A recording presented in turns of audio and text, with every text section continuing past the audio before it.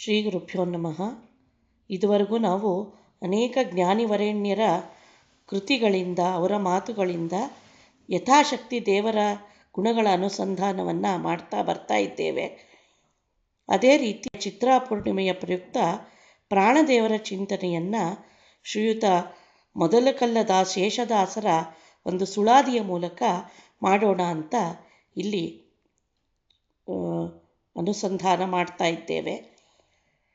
ನೀವೆಲ್ಲ ಕೇಳಿರ್ಬೋದು, ಮೊದಲಕಲ್ಲು ಶೇಷದಾಸರು ಅನ್ನೋರು ಒಬ್ಬ ಅತ್ಯಂತ ಅನುಭಾವಿಗಳು. ಚಿಂತ್ರವೇಲಿ ಪ್ರಾಣದೇವರು, ಗದ್ವಾಲ್ ಸಂಸ್ಥಾನದ ಚಿಂತ್ರವೇಲಿ ಅನ್ನೋ ಸ್ಥಳದಲ್ಲಿರುವ ಪ್ರಾಣದೇವರ ಉಪಾಸನೆಯನ್ನು ಅನನ್ಯವಾಗಿ ಮಾಡಿ ಅವರ ಅನುಗ್ರಹಕ್ಕೆ ಪಾತ್ರರಾಗಿ ತುಂಬ ಅನುಭಾವದಿಂದ ತಮ್ಮ ಸಾಧನ ಜೀವನವನ್ನು ನಡೆಸಿದ ಮಹಾನುಭಾವರು, ರಾಯರು ಮೊದಲಾದ ಎಲ್ಲರೂ ಇವರ ಸಾಧನೆಯನ್ನು ಪ್ರಮಾಣೀಕರಿಸಿದ್ದಾರೆ. ಅಂತಹವರು ತಮ್ಮ ಕೃತಿಗಳಲ್ಲಿ ವಿಶೇಷವಾಗಿ ಏನೇನು ಉಪನಿಷತ್ತುಗಳು ಕೊಂಡಾಡ್ತಾವೆ ಆ ಎಲ್ಲವನ್ನು ತಮ್ಮ ಅನುಭಾವದಲ್ಲಿ ಕಂಡು ತಮ್ಮ ದೇಹಗತ ಅನುಸಂಧಾನವನ್ನು ತಮ್ಮ ಕೃತಿಗಳಲ್ಲಿ ವ್ಯಕ್ತಪಡಿಸ್ತಾರೆ. ಹೆಚ್ಚಾಗಿ ಭಗವದ್ಗೀತೆಯ ವಾಕ್ಯಗಳನ್ನು ಅವರ ಸುಳಾದಿಗಳಲ್ಲಿ ಉದ್ಧರಿಸುವುದನ್ನು ಕಾಣ್ತೇವೆ. ಜೊತೆಗೆ ದೇಹವೆಂಬ ಒಂದು ಮಂದಿರದಲ್ಲಿ ಏಳು ಕಮಲಗಳಿದ್ದಾವೆ, ಅಲ್ಲಿಯ ಉಪಾಸನೆ ಹೇಗೆ, ಹೀಗೆ ಅಂತರಂಗದ ಚಿಂತನೆಗೆ ಬಹಳ ಮಹತ್ವ ಕೊಟ್ಟ ಒಬ್ಬ ವಿಶಿಷ್ಟ ದಾಸರು ಇವರು. ಅವರು ಪ್ರಾಣದೇವರನ್ನು ಸಾಕ್ಷಾತ್ಕರಿಸಿಕೊಂಡವರು. ಅಂತಹವರು ಪ್ರಾಣದೇವರ ಉಪಾಸನೆಯನ್ನು ತಮ್ಮ ಸುಳಾದಿಯಲ್ಲಿ ಷಟ್ಪ್ರಶ್ನಾದಿ ಅನೇಕ ಉಪನಿಷತ್ತುಗಳ ಸಾರವನ್ನು ತಾವು ಅನುಭವಿಸಿ ಒಂದು ಸುಳಾದಿಯಲ್ಲಿ ನಮಗೆ ಕೊಟ್ಟಿದ್ದಾರೆ. ಅದರ ಒಂದು ಸರಳವಾದ ಅರ್ಥ ಚಿಂತನೆಯನ್ನು ಈಗ ಮಾಡೋಣ. ಸುಳಾದಿ ಹೀಗೆ ಶುರುವಾಗತ್ತೆ. ಘನದಯಾನಿಧಿಯಾದ ಪವಮಾನರಾಯನೇ ನಮೋ, ಪುನರಪಿ ನಮೋ ನಿನ್ನ ಪಾದ ಸರಸೀರುಹಕ್ಕೆ, ಮಣಿದು ಬೇಡಿ ಕೊಂಬೆ ನೀನೇ ವೆಗತಿಯೆಂದು ನಿನಗಿಂತ ಹಿತರಾರು ಜೀವನಕ್ಕೆ, ಸನಕಾದಿ ವಂದ್ಯನ ಅಜ್ಞಾನದಿಂದಲಿ ಪರಮ ಅಣುಗಳಲ್ಲಿ ವ್ಯಾಪ್ತನಾಗಿ ಬಿಡದೆ, ಅಣುರೂಪಗಳಿಂದ ನಿಂದು ಮಾಡಿದ ಕೃತ್ಯ ಮನಸ್ಸಿಜ ವೈರಿಯಿಂದ ತಿಳಿಯಲೊಶವೇ, ಹೀನ ಮನಸ್ಸಿನಿಂದ ಬದ್ಧನಾದವ ನಾನು ಗುಣರೂಪ ಕ್ರಿಯೆಗಳ ವಿದಿತನೇನೋ, ತನುವಿನೊಳಗೆ 3,72,000 ಎನಿಪ ಸಾಸಿರ ರೂಪದಿಂದ ಸತಿಯ ಸಹಿತ ತೃಣ ಮೊದಲಾದ ಜೀವ ಪ್ರಕೃತಿ ಕಾಲಕರ್ಮ ಅನುಸಾರವಾಗಿ ಕ್ರಿಯೆಗಳನ್ನೇ ಮಾಡಿ ಅನಿಮಿತ್ತ ಬಾಂಧವ ನೆನಿಪ ಸಜ್ಜನರಿಗೆ ಜ್ಞಾನ ಭಕ್ತಾದಿಗಳು ನೀನೇ ಇತ್ತು, ಮನದಲ್ಲಿ ಹರಿರೂಪ ಸಂದರ್ಶನವಿತ್ತು, ಘನೀಭೂತವಾದ ಆನಂದದಿಂದ ವಿನಯದಿಂದಲೇ ಪರವೋಪಕಾರವನ್ನು ಸ್ಮರಿಸಲಾಪೆನೆ ಎಂದೆಂದಿಗೂ. ಗುಣನಿಧಿಯೈನ ಕೋಟಿ ತೇಜ ಗುರು ವಿಜಯ ವಿಠ್ಠಲರೇಯ, ಇನಿತು ನಿನ್ನೊಳು ಲೀಲೆ ಮಾಡುವ ಆವಕಾಲ. ಹೀಗೆ ಪ್ರಾಣದೇವರ ಉಪಕಾರ ಸ್ಮರಣೆಯನ್ನು ಅನನ್ಯವಾಗಿ ಈ ಸುಳಾದಿಯಲ್ಲಿ ದಾಸರು ಮಾಡ್ತಾ ಹೋಗ್ತಾರೆ. ಇದು ಮೊದಲನೆಯ ನುಡಿ. ಇಲ್ಲಿ ಘನದಯಾನಿದೆ, ಅತ್ಯಂತ ಕರುಣಿಗಳು ಪ್ರಾಣದೇವರು.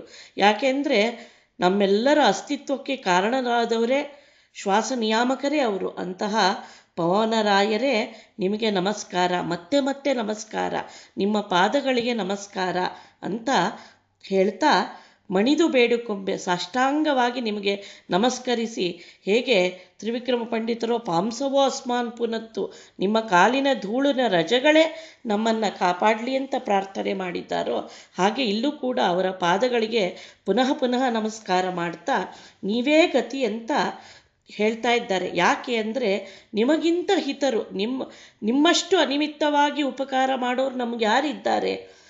ಸನಕಾದಿ ವಂದ್ಯನ್ನ ಅಂದರೆ ಸನಕಾದಿಗಳಿಂದ ನಮಸ್ಕರಿಸಿ ಪಡಲ್ಪಡುವ ಭಗವಂತನನ್ನು ಅವನ ಆಜ್ಞಾದಿಂದ, ದೇವರ ಆಜ್ಞಾನುಸಾರವಾಗಿ ಅತ್ಯಂತ ಮಹತ್ ಸೇವೆಯನ್ನು ದೇವರಲ್ಲಿ ನೀವು ಮಾಡ್ತಾ ಇದ್ದೀರಿ. ಹೇಗೆ?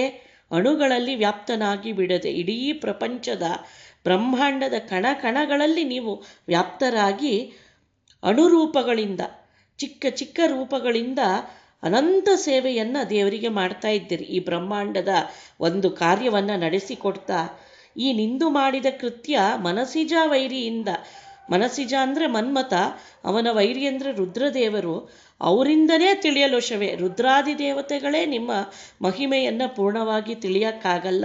ಹೀಗಿರುವಾಗ ಹೀನ ಮನಸ್ಸಿನಿಂದ ಬದ್ಧನಾದವ, ಅತ್ಯಂತ ಹೀನವಾದ ಮನಸ್ಸಿನ ವ್ಯಾಪಾರಕ್ಕೆ ಸಿಲುಕಿಕೊಂಡಿರುವ ನಮ್ಮಂಥ ಜೀವರು ನಾನು ಏನು ಅರ್ಥ ಮಾಡ್ಕೊಳ್ಳಿಕ್ಕೆ ಸಾಧ್ಯ? ನಿಮ್ಮ ಗುಣ ರೂಪ ಕ್ರಿಯೆಗಳು, ಇಷ್ಟು ಅನಂತ ಗುಣಗಳು ನಿಮ್ಮಿಂದ ವ್ಯಕ್ತವಾಗತ್ತೆ.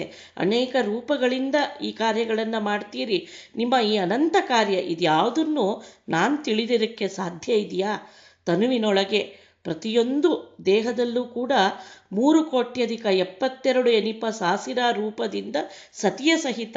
ಇಲ್ಲಿ 3 ಕೋಟಿ ರೂಪಗಳು ಅಂತ ಹೇಳೋದು ಏನಂದರೆ ಅನಂತ ರೂಪಗಳು ಅಂತ, ಲೆಕ್ಕವಿಲ್ಲದಷ್ಟು ರೂಪಗಳಿಂದ ಪ್ರತಿಯೊಂದು ದೇಹದಲ್ಲಿ ಪ್ರವೇಶ ಮಾಡಿ, ಅದು ಹೇಗೆ ಭಾರತೀ ಸಹಿತನಾಗಿ 72,000 ಅಂತ ಮತ್ತೆ ಒತ್ತಿ ಹೇಳ್ತಾರೆ.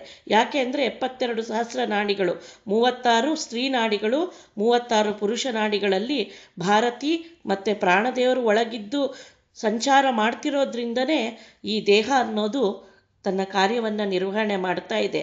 ಹಾಗಾಗಿ ರೈಪ್ರಾಣರು ಅಂತ ಏನು ಷಟ್ಪ್ರಶ್ನ ಪದೇ ಪದೇ ಉಪಾಸನೆಯನ್ನು ಹೇಳುತ್ತೆ, ಅದನ್ನು ಇಲ್ಲಿ ಅವರು ಈ ರೀತಿಯಲ್ಲಿ ಹೇಳ್ತಾ ಇದ್ದಾರೆ. ತೃಣ ಮೊದಲಾದ ಜೀವ, ತೃಣದಿಂದ ಮೊದಲುಗೊಂಡು ಎಲ್ಲ ಜೀವರಲ್ಲೂ ಕೂಡ ಪ್ರಕೃತಿ ಕಾಲ ಕರ್ಮ ಅನುಸಾರವಾಗಿ, ಪ್ರಕೃತಿಗೆ ಅನುಗುಣವಾಗಿ, ಕಾಲಕ್ಕೆ ಅನುಗುಣವಾಗಿ, ಕರ್ಮಾನುಸಾರ, ಆ ಜೀವಿಯ ಕರ್ಮಾನುಸಾರ. ಇದನ್ನೇ ರಾಯರು ಕೂಡ ಹೇಳ್ತಾರೆ ಪ್ರಾತಃ ಸಂಕಲ್ಪದಲ್ಲಿ, ದೇಶಕಾಲ ಉಚಿತ ಕರ್ಮಕೃತ್ ಅಂತ, ಕರ್ತ ಕಾರಯಿತ ಅಂತ. ದೇಶಕಾಲ ಉಚಿತವಾಗಿ ತಾವು ಕರ್ಮಗಳನ್ನು ಮಾಡ್ತಾ ಎಲ್ಲರೊಳಗಿದ್ದು ಮಾಡಿಸ್ತಾ ಇರುವ ಅನಿಮಿತ್ತ ಬಾಂಧವ. ಹಾಗಾಗಿ ಅನಿಮಿತ್ತ, ನಾವು ಅವರಿಗೇನು ಉಪಕಾರ ಮಾಡಲಿಕ್ಕೆ ಸಾಧ್ಯ ಇಲ್ಲ. ಆದರೆ ಅವರು ನಮ್ಮಲ್ಲಿದ್ದು ಇಷ್ಟೆಲ್ಲ ಕಾರ್ಯ ಮಾಡಿಸ್ತಿರೋದ್ರಿಂದ ನಾವಿವತ್ತು ಇದ್ದೇವೆ, ಸೃಷ್ಟಿಯಲ್ಲಿ ನಾವು ಬಂದಿದ್ದೇವೆ, ಉಸಿರಾಡ್ತಾ ಇದ್ದೇವೆ, ವ್ಯಾಪಾರ ಮಾಡ್ತಿದ್ದೇವೆ ಅಂದರೆ ಅದಕ್ಕೆ ಅವರ ಕಾರ್ಯವೇ ಕಾರಣ. ಅಂತಹ ಕ್ರಿಯೆಗಳನ್ನು ಸಜ್ಜನರಿಗೆ ಇಷ್ಟೆಲ್ಲ ಮಾಡೋದಲ್ಲದೆ ಎಷ್ಟು ಕರುಣೆ, ಅವರು ಘನದಯಾನಿದೆ ಅಂತ ಹೇಳಿದ್ದಾರೆ ಅಂದರೆ, ಸಜ್ಜನರಿಗೆ ಈ ಜ್ಞಾನ ಭಕ್ತ್ಯಾದಿಗಳು ನೀವೇ ಇತ್ತು. ಈ ಎಲ್ಲ ಕಾರ್ಯಗಳ ಜ್ಞಾನವನ್ನು ಕೊಟ್ಟು ತನ್ಮೂಲಕ ದೇವರಲ್ಲಿ ಭಕ್ತಿಯನ್ನು ಕೂಡ ನೀವೇ ಕೊಟ್ಟು ಮನದಲ್ಲಿ ಹರಿರೂಪ ಸಂದರ್ಶನವಿತ್ತು. ಕೊನೆಗೆ ದೇವರನ್ನು ಸಾಕ್ಷಾತ್ಕಾರ ಬಿಂಬರೂಪವನ್ನು ದರ್ಶನವನ್ನು ಮಾಡಿಸಿ ಘನೀಭೂತವಾದ ಆನಂದದಿಂದ ವಿನಯದಿಂದಲೇ ಪೊರೆವ, ಕೊನೆಗೆ ಅವರ ಆ ಜೀವದ ಸ್ವಭಾವಕ್ಕೆ ಉಚಿತವಾದ ಆನಂದವನ್ನು, ಘನೀಭೂತವಾದ ಆನಂದದಿಂದ ಅಂದರೆ ಸಜ್ಜನರಿಗೆ ಮೊದಲು ಈ ಎಲ್ಲ ಕ್ರಿಯೆಗಳ ಜ್ಞಾನವನ್ನು ಕೊಟ್ಟು ಯಥೋಚಿತವಾದ ತಾರತಮ್ಯ ರೂಪವಾಗಿ ಭಕ್ತಿಯನ್ನು ಕೊಟ್ಟು, ಭಗವಂತನಲ್ಲಿ ಅತಿಶಯವಾದ ಭಕ್ತಿಯನ್ನು ಕೊಟ್ಟು ಅವನ ಬಿಂಬ ರೂಪವನ್ನು ದರ್ಶನ ಮಾಡಿಸಿ. ಯಾಕೆಂದರೆ ವಿಜ್ಞಾನಕ್ಕೆ ಅಭಿಮಾನಿಗಳವರು. ವಿಜ್ಞಾನ ಅಂದರೆ ಬಿಂಬರೂಪನ ಜ್ಞಾನ, ಬಿಂಬನ ದರ್ಶನಕ್ಕೆ ಬೇಕಾದ ಜ್ಞಾನವನ್ನೇ ವಿಜ್ಞಾನ ಅಂತ ಕರೀತಾರೆ. ಅದರ ಅಭಿಮಾನಿಗಳೇ ಅವರು ಕರುಣಿಸಿದರೆ ಉಂಟು ಆ ಜ್ಞಾನ. ಅದನ್ನು ಕೊಟ್ಟು ವಿನಯದಿಂದಲೇ ಪೊರೆವ ಉಪಕಾರ, ಇಂತಹ ಮಹದುಪಕಾರವನ್ನು ಮಾಡುವವರನ್ನು ಸ್ಮರಿಸಲಾಪೇನೆ ನಾವು ಏನಂತ ಸ್ಮರಣೆ ಮಾಡಲಿಕ್ಕೆ ಸಾಧ್ಯ? ಎಂದೆಂದಿಗೂ ಗುಣನಿಧಿ. ಹಾಗಾಗಿ ಇಂತಹ ಗುಣಗಳ ಕಡಲಾದ ನೀವು ಇನಕೋಟಿ ತೇಜ ಗುರು ವಿಜಯ ವಿಠ್ಠಲರೇಯ, ಸಹಸ್ರ ಸೂರ್ಯರ ಕಾಂತಿಯಿಂದ ಹೊಳೆಯುವ ಭಗವಂತ ನಿಮ್ಮಲ್ಲಿ ನಿಂತು ಇಂತಹ ಲೀಲೆಯನ್ನು ಅನುಗಾಲ ಮಾಡ್ತಾನೆ. ಅಂದರೆ ಇಷ್ಟೆಲ್ಲ ಸಾಮರ್ಥ್ಯ ನಿಮಗೆ ಹೇಗೆ ಬಂತು? ನೀವು ಯಾರ ಅನುಗ್ರಹದಿಂದ ಇಷ್ಟೆಲ್ಲ ನಡೆಸ್ತಾ ಇದ್ದೀರಿ ಅಂದರೆ ಭಗವಂತನ ವಿಶೇಷ ಅನುಗ್ರಹ ನಿಮ್ಮಲ್ಲಿದ್ದು, ಭಗವಂತ ನಿಮ್ಮನ್ನು ಅಧಿಷ್ಠಾನವಾಗಿ ಮಾಡಿಕೊಂಡು ಈ ಎಲ್ಲ ಕಾರ್ಯಗಳನ್ನು ನಿಮ್ಮ ಮೂಲಕ ಮಾಡಿಸ್ತಾ ಇದ್ದಾನೆ ಅನ್ನೋ ಚಿಂತನೆ ನಮಗೆ ತಾರಕ ಅನ್ನೋದನ್ನು ಇಲ್ಲಿ ದಾಸರಾಯರು ಸೂಚಿಸ್ತಾರೆ. ಹೀಗೆ ಅವರ ಎಲ್ಲ ಚಿಂತನೆಯನ್ನು ಗುರು ವಿಜಯ ವಿಠ್ಠಲ ಅನ್ನೋ ಅಂಕಿತದಿಂದ ಸಮರ್ಪಣೆ ಮಾಡ್ತಾರೆ ದಾಸರು. ಅಂತೂ ಇಂತಹ ವಿಶೇಷವಾದ ಇಡೀ ಪ್ರಪಂಚದಲ್ಲಿ ನಡೆಯುವ ಎಲ್ಲ ಕಾರ್ಯಗಳು ದೇಶ ಕಾಲ ಉಚಿತವಾದ ಕರ್ಮ, ಹಾಗೆ ಆ ಜೀವರ ಯೋಗ್ಯತಾನುಸಾರ ನಡೆಯುವ ಕರ್ಮ ಎಲ್ಲವೂ ಕೂಡ ಭಾರತಿ ಮತ್ತು ಪ್ರಾಣರು ನಡೆಸುವುದು ಜೀವರಲ್ಲಿ ಇದ್ದು ಅನ್ನೋದನ್ನು ಈ ಪದ್ಯದಿಂದ ತಿಳಿಸಿಕೊಟ್ಟು ಮುಂದಿನ ಪದ್ಯಕ್ಕೆ ಹೋಗ್ತಾರೆ. ಮಿನುಗುವ ಕಂಠದಲ್ಲಿ ಎರಡು ದಳದ ಕಮಲ ಕರ್ಣಿಕಾ ಮಧ್ಯದಲ್ಲಿ ಸತಿ ಸಹಿತದಲ್ಲಿದ್ದು ವನಜಾಸನ ವಿಡಿದು ತೃಣಜೀವರ ತನಕ ತನುಗಳಿಗೆ ವಿಹಿತವಾದ ಶಬ್ದಗಳನ್ನು ನೀನೇವೆ ಮಾಡಿ ಅವರವರಿಗೆ ಕೀರ್ತಿ ಘನತೆಯನ್ನೇ ಇತ್ತು ಕಾಣಿಸಿಕೊಳ್ಳದಲೆ ಮನುಜಾಧಮರಿಗೆ ಮಾಯವಾ ಮಸಗಿಸಿ ಕೊನೆ ಗುಣದವರನ್ನ ನಿತ್ಯ ದುಃಖಗಳಿಂದ ದಣಿಸುವಿ ಪ್ರಾಂತದಲ್ಲಿ ಕಡೆ ಮೊದಲಿಲ್ಲದೆ ಧನುಜಮರ್ದನ ಗುರು ವಿಜಯ ವಿಠ್ಠಲರೇಯ ನಿನಗಿತ್ತನು ಈ ಪರಿ ಸ್ವತಂತ್ರ ಮಹಿಮೆಯನು. ಮಿನುಗುವ ಕಂಠದಲ್ಲಿ ಇನ್ನ ದೇಹದಲ್ಲಿ ಕಂಠದಲ್ಲಿ ವಿಶುದ್ಧಿ ಚಕ್ರ ಅಂತ ಏನು ನಾವು ಅನುಸಂಧಾನ ಮಾಡ್ತೀವಿ, ಎರಡು ದಳದಲ್ಲಿ ಭಾರತಿಯೊಡನೆ ಅಲ್ಲಿ ನೀನು ವಾಸವಾಗಿದ್ದು ವನಜಾಸನವಿಡೋದು ಬ್ರಹ್ಮಾದಿ ತೃಣಪರ್ಯಂತ ಸಕಲ ಜೀವಿಗಳ ದೇಹದಲ್ಲಿ ಏನೇನು ಶಬ್ದದ ವ್ಯಾಪಾರ ನಡೆಯುತ್ತೆ. ಉಸಿರಿದ್ರೆ ತಾನೇ ಶಬ್ದ, ಗಾಳಿ ಒಳಗೆ ಹೊರಗೆ ಓಡಾಡಿದರೆ ಕಂಠದ ಮೂಲಕ ಆಗ ಮಾತ್ರ ಶಬ್ದ ಹೊರಡ್ಲಿಕ್ಕೆ ಸಾಧ್ಯ. ಇಲ್ಲದೇ ಇದ್ರೆ ಒಬ್ಬ ಮೂಕನಿಗೆ ಹೇಗೆ ಮಾತು ಹೊರಗೆ ಬರೋದಿಲ್ವೋ ಹಾಗೆ ಪ್ರಾಣದೇವರ ದಯ ಇಲ್ಲದೇ ಇದ್ದರೆ ಮಾತು ಹುಟ್ಟೋದಿಲ್ಲ. ಹಾಗಾಗಿ ಅವರವರಿಗೆ ವಿಹಿತವಾದ ಶಬ್ದ ಏನಿರುತ್ತೆ ಅದನ್ನು ಹೊರಡಿಸೋವನು ನೀನು ಅಂತ ಈ ವ್ಯಾಪಾರವನ್ನು ಇಲ್ಲಿ ಅನುಸಂಧಾನ ಮಾಡ್ತಾರೆ. ನೀನು ಈ ಕಾರ್ಯವನ್ನು ಮಾಡಿಸಿ ಆ ಜೀವರಿಗೆ ಆ ಕೀರ್ತಿಯನ್ನು ಕೊಟ್ಟು, ಇನ್ನು ಮಧ್ಯಮ ಜೀವರು ಏನು ರಜೋ ಜೀವಿಗಳಿದ್ದಾರೆ ಅವರಿಗೆ ಇದರಲ್ಲಿ ಮಾಯೆಯನ್ನು ಉಂಟು ಮಾಡಿಬಿಡ್ತಿ. ಅಂದರೆ ಒಳಗೆ ನಿಂತು ತತ್ವಾಭಿಮಾನಿಗಳು, ಅದರಲ್ಲೂ ಮುಖ್ಯರಾದ ಪ್ರಾಣದೇವರಿಂದ ಈ ಕ್ರಿಯೆ ನಡೀತಾ ಇದೆ ಅನ್ನೋ ಜ್ಞಾನ ಅವರಿಗೆ ಹುಟ್ಟದೇ ಇರೋ ಹಾಗೆ ಮೋಹವನ್ನು ಉಂಟು ಮಾಡ್ತೀಯ. ಇನ್ನು ಕೊನೆ ಗುಣದವರು ಅಂದರೆ ತಾಮೋ ಯೋಗ್ಯ ಜೀವಿಗಳು, ತಾಮಸರು, ಅವರಿಗಂತೂ ಈ ಅನುಸಂಧಾನದ ಲವಲೇಶವನ್ನು ಕೊಡದೆ ಅವರನ್ನು ಪೂರ್ತಿ ಮೋಹದಲ್ಲಿರಿಸಿ ಅವರನ್ನು ನಿತ್ಯ ದುಃಖಗಳಿಂದ ದಣಿಸಿ ಅವರವರಿಗೆ ಯೋಗ್ಯವಾದ ಗತಿಯನ್ನು ಕೊಡುವಂಥ ಒಂದು ವಿಶೇಷವಾದ ವ್ಯಾಪಾರವನ್ನು ನೀವು ಮಾಡ್ತೀರಿ. ಇದನ್ನು ಹೇಗೆ ಮಾಡ್ತೀರಿ ಅಂದರೆ ಧನುಜಮರ್ದನ ವಿಜಯ ವಿಠ್ಠಲರೇಯ, ರಾಕ್ಷಸರನ್ನು ಮರ್ದಿಸುವ ಅಂದರೆ ಜೀವಿಗಳ ಯೋಗ್ಯತಾನುಸಾರ ಅವರವರ ಗತಿಗಳನ್ನು ಕೊಡುವ ಭಗವಂತ ನಿಮಗೆ ಈ ಪರಿಯ ಸ್ವತಂತ್ರವಾದ ವಿಶಿಷ್ಟವಾದ ಮಹಿಮೆಯನ್ನು ತೋರಿಸ್ಲಿಕ್ಕೆ ಅವಕಾಶವನ್ನು ಮಾಡಿಕೊಟ್ಟಿದ್ದಾನೆ. ಅಂದರೆ ಮೂರು ರೀತಿಯ ಜೀವರನ್ನು ಪರಿಗಣಿಸಿ ಅವರವರಿಗೆ ಯೋಗ್ಯವಾದ ಸಾಧನೆಯನ್ನು ಮಾಡಿಸುವವರು ಒಳಗಿದ್ದು ಪ್ರಾಣದೇವರು. ಆ ಒಂದು ಕ್ರಿಯಾವಿಶೇಷವನ್ನು, ಮುಖ್ಯವಾದ ಕ್ರಿಯೆಯನ್ನು, ಆ ಉಪಾಸನೆ ಅವರವರ ಜೀವಕ್ಕೆ ಸ್ವರೂಪಕ್ಕೆ ಯೋಗ್ಯವಾದ ಚಿಂತನೆಯನ್ನು ಕೊಟ್ಟು ಅದನ್ನು ಅಭಿವ್ಯಕ್ತಿ ಮಾಡಿಸಿ ಅವರ ಜೀವಯೋಗ್ಯತೆಯನ್ನು ಅದಕ್ಕೆ ಯೋಗ್ಯವಾದ ಗತಿಯನ್ನು ಕೊಡಿಸುವವರು ಪ್ರಾಣದೇವರು ಅನ್ನೋ ಚಿಂತನೆಯನ್ನು ಇಲ್ಲಿ ನಮಗೆ ಕೊಟ್ಟಿದ್ದಾರೆ ದಾಸರು. ಇನ್ನು ಮೂರನೇ ಪದ್ಯದಲ್ಲಿ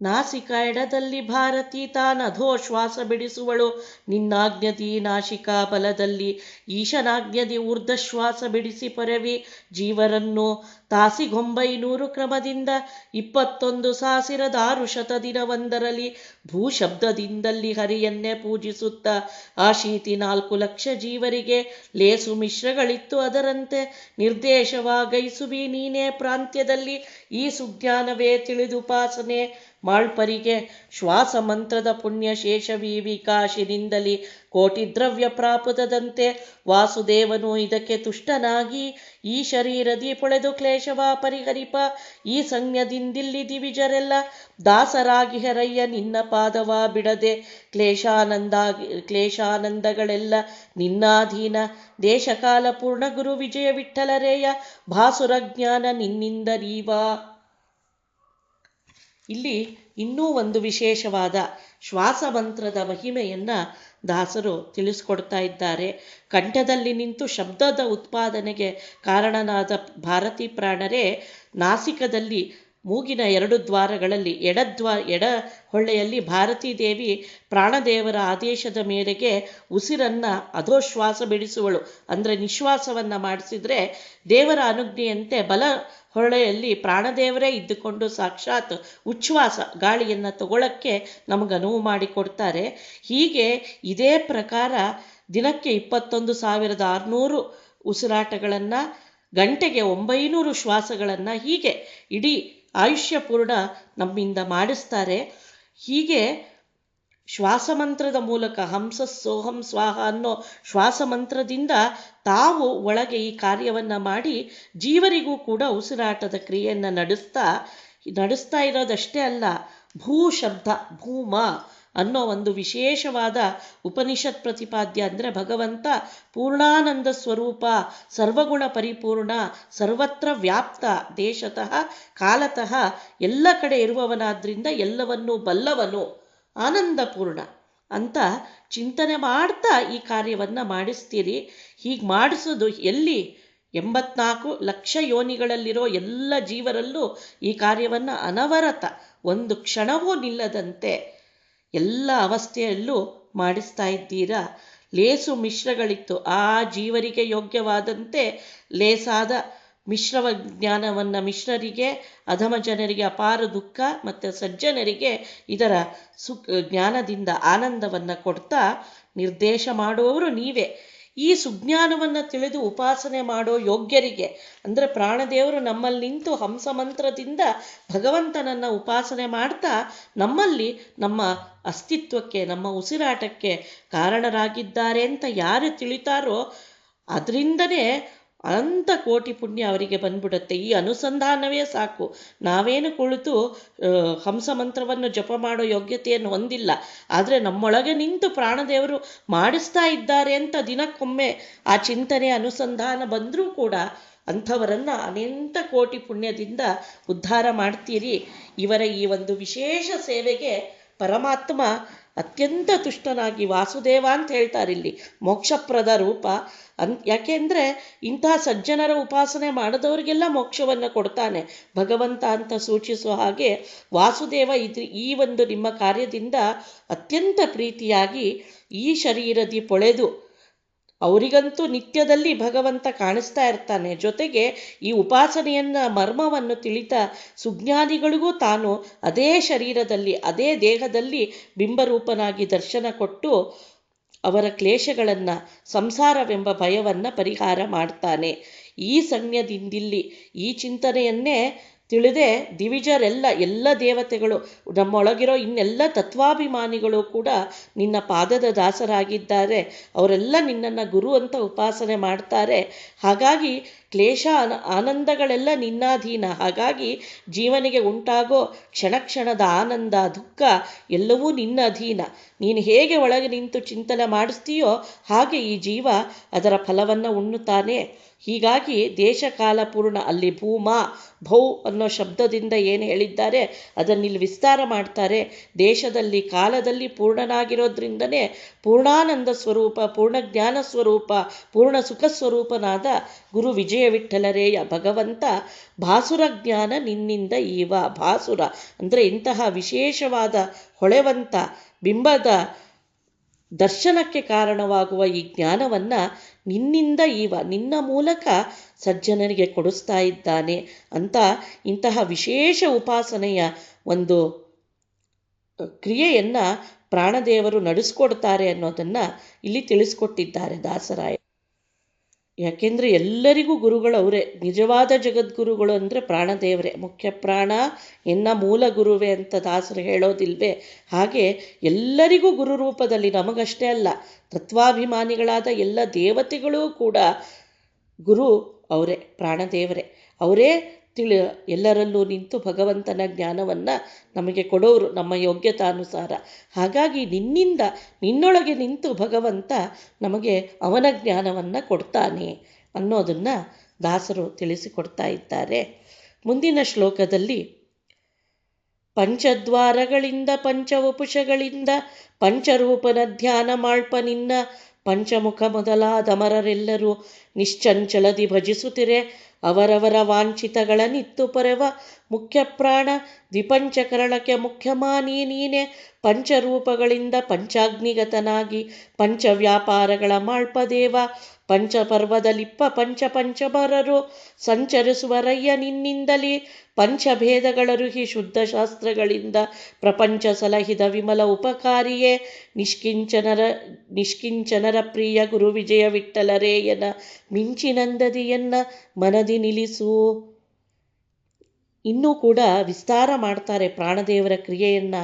ಎಲ್ಲ ದೇಹಗತ ಪಿಂಡಾಂಡದಲ್ಲಿ ಪ್ರಾಣದೇವರ ವ್ಯಾಪಾರವನ್ನು ಇಲ್ಲಿ ತಿಳಿಸ್ಕೊಳ್ತಾ ಇದ್ದಾರೆ. ಯಾಕೆಂದರೆ ತಾವು ಅದನ್ನು ಧ್ಯಾನದಲ್ಲಿ ಸಾಕ್ಷಾತ್ಕರಿಸಿಕೊಂಡ ಮಹಾನುಭಾವರು ಅದನ್ನು ಹೇಳ್ತಾ ಇದ್ದಾರೆ. ಪಂಚದ್ವಾರಗಳಿಂದ 5 ಜ್ಞಾನೇಂದ್ರಿಯ ಅಂತ ಚಿಂತನೆ ಮಾಡ್ಬೋದು, ಅಥವಾ ಮೂಗು, 2 ಕಿವಿ, 2 ಮೂಗಿನ ಹೊರಳೆ, ಬಾಯಿ ಅಂತ ಚಿಂತನೆ ಮಾಡ್ಬೋದು, ಅಥವಾ ಆ 3 ಅಂಗಗಳನ್ನು, ಮೇಲಿನ 3 ಅಂಗಗಳು ಮತ್ತು ಅಧೋಭಾಗದ 2 ದ್ವಾರಗಳು ಅಂತ ಚಿಂತನೆ ಮಾಡ್ಬೋದು. ಅಂತೂ ಎಲ್ಲ ಕಡೆ ಪಂಚರೂಪಗಳಿಂದ, ಪಂಚವಪುಷ ಪ್ರಾಣ ಅಪಾನ ವ್ಯಾನ ಉದಾನ ಸಮಾನ ರೂಪದಿಂದ ಇಡೀ ದೇಹದಲ್ಲಿ ಎಲ್ಲ ದ್ವಾರಗಳಲ್ಲಿ ಸಂಚಾರ ಮಾಡ್ತಾ ಇರ್ತಾರೆ ಪ್ರಾಣದೇವರು. ಹೀಗೆ ಮಾಡ್ತಾ ಪಂಚವಪುಷಗಳಿಂದ ಪಂಚರೂಪನ ಧ್ಯಾನ, ಭಗವಂತನ 5 ರೂಪ ಏನಿದೆ, ಅನಿರುದ್ರ ಪ್ರದ್ಯುಮ್ನ ಸಂಕರ್ಷಣ ವಾಸುದೇವ ನಾರಾಯಣ ರೂಪಗಳನ್ನು ಧ್ಯಾನ ಮಾಡ್ಪ ವಿಶೇಷವಾಗಿ ಚಿಂತನೆ ಮಾಡ್ತಾ ನಿನ್ನ ಪಂಚಮುಖ ಮೊದಲಾದ ಅಮರರೆಲ್ಲರೂ ನಿಶ್ಚಂಚಲದಿ ಭಜಿಸುತ್ತಿರೆ. ರುದ್ರದೇವರು, ಪಂಚಮುಖ ಅಂದರೆ ರುದ್ರಾದಿ ಎಲ್ಲ ದೇವತೆಗಳಿಂದ ಉಪಾಸ್ಯರಾಗಿ ಅವರವರ ವಾಂಛಿತಗಳನ್ನಿತ್ತು ಅವರವರಿಗೆ ಬೇಕಾದ ಅವರ ಆಸೆಗಳನ್ನು, ಅವರ ಬೇಡಿಕೆಗಳನ್ನು ಪೂರೈಸ್ತಾ ಪೊರೆವ ಮುಖ್ಯ ಪ್ರಾಣ, ಮುಖದಲ್ಲಿದ್ದು ಮುಖ್ಯ ಪ್ರಾಣರಾಗಿ ಕರೆಸಿಕೊಳ್ಳುವ, ಮುಖದಲ್ಲಿರುವ ವಾಯುರೂಪರಾಗಿ ಮುಖ್ಯ ಪ್ರಾಣ ಅಂತ ಕರೆಸಿಕೊಳ್ಳುವ ನೀವು ದ್ವಿಪಂಚಕರಣಕ್ಕೆ ಅಂದರೆ 10 ಇಂದ್ರಿಯಗಳಿಗೂ ಕೂಡ ನೀವೇ ಮುಖ್ಯವಾದ ಅಭಿಮಾನಿಗಳು. ಪಂಚರೂಪಗಳಿಂದ ಮೇಲೆ ಹೇಳಿದ ಪಂಚದೇಹ ಅಂದರೂ ಅಷ್ಟೇ, ಇನ್ನು 10 ಇಂದ್ರಿಯಗಳಲ್ಲಿ 10, ಇನ್ನು 5 ಉಪಪ್ರಾಣರಲ್ಲೂ ನೀವೇ ಸನ್ನಿಹಿತರಾಗಿದ್ದಾರೆ. ಪ್ರಾಣ ಅಪಾನ ವ್ಯಾನ ಉದಾನ ಸಮಾನದ ಜೊತೆ ನಾಗ, ಕೃಕಲ, ದೇವದತ್ತ, ಧನಂಜಯ, ಕೂರ್ಮ ಅನ್ನೋ 10 ರೂಪಗಳಿಂದ 10 ಇಂದ್ರಿಯಗಳಲ್ಲಿ ಇರೋದಲ್ಲದೆ ಪಂಚಾಗ್ನಿಗತನಾಗಿ, ಏನು ಪಂಚಾಗ್ನಿ ಉಪಾಸನೆ ಇದೆ, 5 ಪಂಚಾಗ್ನಿಗತನಾಗಿ ಅಂದರೆ ಒಂದು ಜೀವ ಹುಟ್ಟುವ ಮೊದಲ ಸ್ಥಿತಿ, ಮೊದಲು ಈ ಆಕಾಶದಲ್ಲಿ ಎಲ್ಲೋ ವ್ಯಾಪ್ತನಾಗಿರೋ ಜೀವನನ್ನು ಗಾಳಿಯ ಮೂಲಕ ಮಳೆಯಲ್ಲಿ ಪರ್ಜನ್ಯನಿಂದ ಪೃಥ್ವಿಯಿಂದ ಪುರುಷನಿಂದ ಸ್ತ್ರೀ, ಈ 5 ಅಧಿಷ್ಠಾನಗಳಲ್ಲೂ ಕರ್ಕೊಂಡು ಬರೋನು. ಪಂಚಾಗ್ನಿಗಳಲ್ಲೂ ನಿನ್ನ ವ್ಯಾಪಾರ ಇದೆ. ಇದ್ದು ಪಂಚ ವ್ಯಾಪಾರಗಳ ಮಾಳ್ಪ, ಪಂಚಾಗ್ನಿಗಳಲ್ಲಿದ್ದು ಜೀವನನ್ನು ಆ ಅಧಿಷ್ಠಾನಗಳಲ್ಲೆಲ್ಲ ಕರ್ಕೊಂಬಂದು ಒಂದು ದೇಹವನ್ನು ಕೊಡೋ ತನಕದ ಎಲ್ಲ ಸ್ಥಿತಿಯಲ್ಲೂ ನೀವೇ ಪ್ರೇರಕರಾಗಿ ಇರ್ತೀರಾ. ಅಂತಹ ನೀವು ಪಂಚಪರ್ವದಲ್ಲಿಪ್ಪ ಈ 5 ಅಧಿಷ್ಠಾನಗಳಲ್ಲಿ ಏನಿದೆ ಪಂಚಮರರು, ಈ 25 ಪಂಚ ಅಂದರೆ 25 ತತ್ವಗಳಲ್ಲಿ ಏನು ದೇವತೆಗಳಿದ್ದಾರೆ, ತತ್ವಾಭಿಮಾನಿಗಳು ಸಂಚರಿಸುವರಯ್ಯ ನಿನ್ನಿಂದಲಿ, ಎಲ್ಲ ಕಡೆ ಅವರ ಮೂಲಕ ಈ ಎಲ್ಲ ವ್ಯಾಪಾರಗಳನ್ನು ನೀವು ಮಾಡ್ತೀರಿ. ನಿಮ್ಮ ಆಜ್ಞೆಯಿಂದ ಅವರು ಎಲ್ಲ ಕಡೆ ಈ ಕಾರ್ಯಗಳನ್ನು ನಡೆಸೋಕ್ಕೆ ಅನುಕೂಲ ಮಾಡಿಕೊಡ್ತೀರಿ. ಇನ್ನು ನಿನ್ನಿಂದಲೇ ಪಂಚಭೇದಗಳೊರಗಿ ಶುದ್ಧ ಶಾಸ್ತ್ರಗಳಿಂದ, ಇಷ್ಟಲ್ಲದೆ ಇಲ್ಲೂ ಕೂಡ ನಮ್ಮ ಗುರುಗಳಾಗಿ ಆಚಾರ್ಯ ಮಧ್ವರಾಗಿ ಅವತರಿಸಿ ಪಂಚಭೇದಗಳೊರಗಿ ಜೀವ ಜಡ, ಜೀವ ಪರಮಾತ್ಮ, ಜಡ ಮತ್ತು ಜಡ ಪರಮಾತ್ಮ ಎಂಬ 5 ಭೇದಗಳನ್ನು ತಿಳಿಸಿ ಶಾಸ್ತ್ರಗಳಿಂದ, ಉತ್ತಮ ಶಾಸ್ತ್ರಗಳನ್ನು ತೋರಿಸಿಕೊಟ್ಟು ನಮಗೆ ಉಪಕಾರ ಮಾಡಿದ ವಿಮಲ ಉಪಕಾರಿಯ. ವಿಮಲ ಅಂದರೆ ನಮ್ಮಲ್ಲಿರೋ ಕಲ್ಮಶಗಳು, ದೇಹಗತವಾದ ಇಷ್ಟು ದೋಷಗಳನ್ನು ಕಳೆಯೋದಲ್ಲದೆ ಮುಖ್ಯವಾಗಿ ಬುದ್ಧಿಜನ್ಯವಾದ, ಮನೋಜನ್ಯವಾದ ದೋಷಗಳನ್ನು ಕೂಡ ಶಾಸ್ತ್ರಗಳ ಮೂಲಕ ಒಳಗಿನಿಂದ ಹೊರಗಿನಿಂದ ಶುದ್ಧ ಮಾಡಿ ಉಪಕಾರ ಮಾಡ್ತಿರುವ ಗುರುಗಳೇ ನೀವು. ಇನ್ನು ನಿಷ್ಕಿಂಚನ ಜನಪ್ರಿಯ ಅಂದರೆ ಈ ಪ್ರಾಪಂಚಿಕವಾದ ಭೋಗಗಳನ್ನು ಬಿಟ್ಟು ದೂರ ನಡೆದ, ಏನು ದರಿದ್ರರಂತೆ ಕಾಣಿಸಿಕೊಳ್ಳುವ ಸಜ್ಜನರು, ಯೋಗಿಗಳಿದ್ದಾರೆ, ಅಂಥವರ ಪ್ರಿಯನಾದ ಭಗವಂತನೇ ಯಾರಿಗೆ ಸಂಪತ್ತು ಅಂತಹ ಜನರ ಪ್ರಿಯ ವಿಜಯವಿಠಲರೇಯ ಮಿಂಚಿನೆಂದದಿ ಎನ್ನ ಮನದಿ ನಿಲ್ಲಿಸು. ಇಷ್ಟೆಲ್ಲ ನಿಮ್ಮ ವ್ಯಾಪಾರಗಳನ್ನು ಚಿಂತನೆ ಮಾಡ್ತಿರೋದು ಯಾತಕ್ಕೆ ಅಂದರೆ ಅಂತಹ ಭಗವಂತನನ್ನು ನನ್ನ ಮನಸ್ಸಲ್ಲೂ ತಂದು ಕೂಡಿಸ್ರಿ. ತನ್ನನ್ನು ಸೃಷ್ಟಿಗೆ ತರೋದ್ರಿಂದ ಹಿಡಿದು ಎಲ್ಲ ದೇಹಗಳಲ್ಲೂ ಇಟ್ಟು ನನ್ನನ್ನು ಸಲಹತಿರೋರೇ ನೀವು. ಹಾಗಾಗಿ ನೀವೇ ನಮಗೆ ನಮ್ಮ ಎಲ್ಲ ಈ ದೇಹಜನ್ಯ, ಮನೋಜನ್ಯ ಮತ್ತು ಸಂಸ್ಕಾರಜನ್ಯ ದೋಷಗಳನ್ನು ಹೋಗಲಾಡಿಸಿ ಭಗವಂತನ ಜ್ಞಾನವನ್ನು ಕೊಟ್ಟು ಉಪಕಾರ ಮಾಡ್ರಿ ಅಂತ ದಾಸರು ಪ್ರಾರ್ಥಿಸ್ತಾ ಇದ್ದಾರೆ. ಮಿಂಚಿನಂದದಿ ಹೊಳೆಯ ಅಂತ ಹೇಳೋದ್ರಿಂದನೇ ಭಗವತ್ ಸಾಕ್ಷಾತ್ಕಾರವನ್ನು ಮಾಡಿಸ್ರಿ ಅನ್ನೋ ಪ್ರಾರ್ಥನೆ. ಒಳಗಿದ್ದು ನೀವು ಪ್ರೇರಿಸಿ ವಿಮಲನನ್ನಾಗಿ ಮಾಡಿ ನಮ್ಮನ್ನು ಭಗವತ್ ಸಾಕ್ಷಾತ್ಕಾರವನ್ನು ತಂದುಕೊಡ್ರಿ ಅಂತ. ಆಂತರ್ಯವನ್ನು ಶುದ್ಧಿ ಮಾಡಿ ಮೊದಲು ಶಾಸ್ತ್ರಾಪರೋಕ್ಷ, ಆಮೇಲೆ ಸ್ವಾಪರೋಕ್ಷ, ಆಮೇಲೆ ಬಿಂಬಾಪರೋಕ್ಷ ಇಷ್ಟನ್ನು ನೀವೇ ಮಾಡಿಸಿ ಅಂತ ಪ್ರಾರ್ಥನೆ ಮಾಡ್ತಾ ಇದ್ದಾರೆ. ಮುಂದೆ ದಳ ಅಷ್ಟವುಳ್ಳ ರಕ್ತಾಂಬುಜದ ಮಧ್ಯ ಪೊಳೆವ ಕರ್ಣಿಕೆಯಲ್ಲಿ ಶೋಭಿಸುವ ಮೂಲೇಶನ ಪಾದ ಪಂಕಜದಲ್ಲಿ ನಿಂದು ಸಲೆಭಕುತಿಯಿಂದ ಭಜಿಸುವ ನಿನ್ನ ಚರಣ ಮೂಲದಲ್ಲಿ ಜೀವ ಆಶ್ರಯಿಸಿ ಇಪ್ಪನಾಗಿ ಸ್ಥಳವ ಸೇರಿಪ ಭಾರ ನಿನ್ನದಯ್ಯ. ಒಲ್ಲೆನೆಂದರೆ ಬಿಡದು ಭಕುತರ ಅಭಿಮಾನ, ಒಲಿದು ಪಾಲಿಸಬೇಕು ಘನಮಹಿಮ ಖಳದರ್ಪ ಭಂಜನ ಗುರು ವಿಜಯ ವಿಠ್ಠಲರೇಯ. ಒಲಿವ ನಿನ್ನಯ ಕೃಪೆಗೆ ವಿಮಲ ಚರಿತ. ಹೌದಪ್ಪ, ಯಾಕೆ ಇವರನ್ನೇ ಇಷ್ಟೆಲ್ಲ ಪ್ರಾರ್ಥನೆ ಮಾಡಬೇಕು ಅಂದರೆ ಅದಕ್ಕೂ ಹೇಳ್ತಾರೆ ದಾಸರು. ಮೂಗಿನಲ್ಲಿ ವ್ಯಾಪ್ತತ್ವ, ಕಂಠದಲ್ಲಿ ವ್ಯಾಪ್ತತ್ವ, ನಾಡಿಗಳಲ್ಲಿ ವ್ಯಾಪ್ತತ್ವ, ದೇಹದಲ್ಲಿ ಎಲ್ಲ ಕಡೆ ವ್ಯಾಪ್ತಿಯನ್ನು ಹೇಳ್ತಾ ಮುಖ್ಯವಾಗಿ ಎಲ್ಲಿ ನಿಂತು ಶ್ವಾಸ ಜಪ ಮಾಡ್ತಾ ಇದ್ದಾರೆ ಅಂದರೆ ಏನು 8 ದಳದ ಕಮಲ, ಹೃದಯ ಕಮಲ ಇದೆ, ಅಲ್ಲಿ ಕೆಂಪು ದಳಗಳಿಂದ ಶೋಭಿಸವಾಗಿರುವ ಕಮಲದ ಮಧ್ಯದಲ್ಲಿರುವ ಕರ್ಣಿಕೆಯಲ್ಲಿ ಹೊಳಿತಾ ಇರೋ ಮೂಲೇಶ, ಅಲ್ಲಿ ಭಗವಂತ ಮೂಲೇಶ ಪ್ರಾದೇಶ ಎಲ್ಲ ರೂಪಗಳಿಂದ ಇದ್ದಾನೆ. ಅಲ್ಲಿ ಮೂಲೇಶ ನಾಮಕ ಬಿಂಬನ ಪಾದ ಪಂಕಜದಲ್ಲಿ, ಅವನ ಪಾದತಲದಲ್ಲಿ ಕುಳಿತು ನೀವು ಅವನ ಚರಣವನ್ನು ಉಪಾಸನೆ ಮಾಡ್ತಾ ಶ್ವಾಸ ಮಂತ್ರವನ್ನು ಅಲ್ಲಿ ಇದ್ದು ನೀವು ಉಪಾಸನೆ ಮಾಡ್ತಾ ಇದ್ದೀರಿ. ನಿಮ್ಮ ಪಾದತಲದಲ್ಲಿ ಈ ಜೀವ ಇದ್ದಾನೆ. ಜೀವ ನಿಮ್ಮನ್ನೇ ಆಶ್ರಯಿಸಿ ನಿಮ್ಮ ಪಾದಗಳನ್ನು ಹಿಡ್ಕೊಂಡಿದ್ದಾನೆ. ಅವನಲ್ಲಿ ದೀನಂ ದೂನಂ ಅನಾಥಂ ಉದ್ಧರ ಅಂತ ಇತಿ ವಿಜ್ಞಾಪನ ಕರ್ತೃಣಾಮ್ ಅಂತ ರಾಯರು ಏನು ಹೇಳ್ತಾರೆ, ಹಾಗೆ ಇಲ್ಲಿ ನನ್ನ ಪಾದದಲ್ಲಿರೋ ಈ ಜೀವ ಯೋಗ್ಯನಿದ್ದಾನೆ, ಅವನನ್ನು ಉದ್ಧಾರ ಮಾಡುವಂತ ನಮ್ಮ ಪರವಾಗಿ ಭಗವಂತನನ್ನು ನೀವೇ ಪ್ರಾರ್ಥನೆ ಮಾಡಬೇಕು. ಒಲ್ಲೆನೆಂದರೆ ಬಿಡೋದು. ಹಾಗಾಗಿ ಈ ನಂಟು ಅನ್ನೋದು ಎಂದೂ ಬಿಟ್ಟಿದ್ದಲ್ಲ, ನಿಮ್ಮದು ಮತ್ತೆ ನನ್ನ ನಂಟು. ಹಾಗಾಗಿ ಭಕುತರ ಅಭಿಮಾನ, ನಮ್ಮನ್ನು ರಕ್ಷಣೆ ಮಾಡುವ ಒಂದು ಭಾರ ನಿಮ್ಮಲ್ಲಿದೆ. ಒಲಿದು ಪಾಲಿಸಬೇಕು, ನೀವು ನಮ್ಮ ಮೇಲೆ ಅನುಗ್ರಹ ಮಾಡಿ ಉದ್ಧಾರ ಮಾಡಬೇಕು. ಘನಮಹಿಮ ಖಳದರ್ಪ ಭಂಜನ ಗುರು ವಿಜಯ ವಿಠ್ಠಲರೇಯ. ಯಾಕೆ ಅಂದರೆ ಇಂಥ ಖಳರ ದರ್ಪವನ್ನು ಭಂಜಿಸುವಂಥ ದುಷ್ಟರನ್ನು ನಿರ್ಮೂಲ ಮಾಡಿಸುವ ಭಗವಂತ ಏನಿದ್ದಾನೆ ಅವನು ಒಲಿವ ನಿನ್ನಯ ಕೃಪೆಗೆ ವಿಮಲ ಚರಿತ. ನೀವು ನಮ್ಮನ್ನು ರೆಕಮೆಂಡ್ ಮಾಡೋದು ಅಂತಾರಲ್ಲ, ಹಾಗೆ ಇವನನ್ನು ಉದ್ಧಾರ ಮಾಡುವಂಥ ದೇವರಲ್ಲಿ ಪ್ರಾರ್ಥಿಸಿದ್ದೇ ಆದರೆ ಖಂಡಿತ ಭಗವಂತ ನಮ್ಮ ಮೇಲೆ ಅನುಗ್ರಹ ಮಾಡ್ತಾನೆ.